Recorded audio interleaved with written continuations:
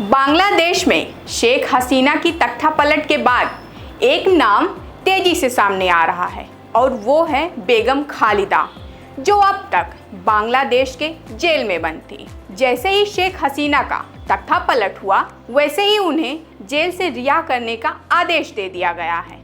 बताया जा रहा है कि शेख हसीना के बाद बांग्लादेश की प्रधानमंत्री वो बन सकती, लेकिन ये खबर भारत के लिए अच्छी नहीं है।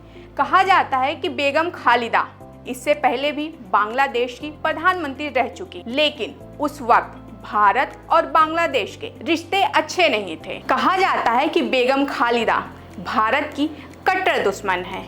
तो बेगम खालिदा का नाम सुनते ही सबके मन में एक सवाल उठने लगा है कि आखिर बेगम खालिदा है कौन और ये भारत की कट्टर दुश्मन कैसे बनी। तो चलिए जानते हैं हम आखिर ये बेगम खालिदा हैं कौन।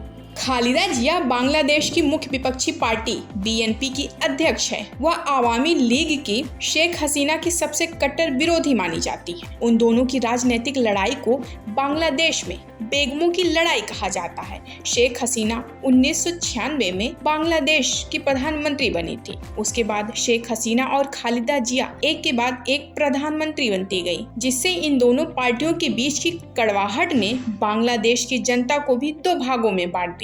अवामी लीग ने खुद को एक लोकतांत्रिक और मॉडर्न पार्टी के रूप में आगे बढ़ाया, तो वहीं खालिदा जिया की पार्टी बीएनपी एक कट्टर इस्लामिक विचारधारा वाली पार्टी बनी। खालिदा जिया और शेख हसीना को राजनीतिक दुश्मनी विरासत में मिली थी।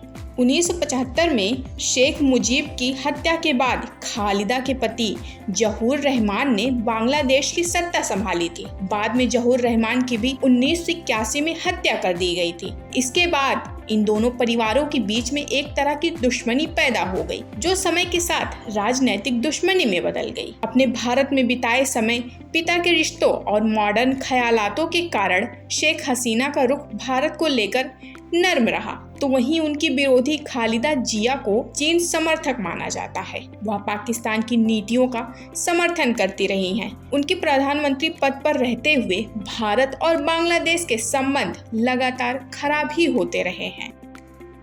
ऐसे में अगर खालिदा जिया बांग्लादेश की प्रधानमंत्री बनती हैं, तो चीन और पाकिस्तान के लिए अच्छी खबर होगी, लेकिन भारत के लिए टेंशन बढ़ सकती है।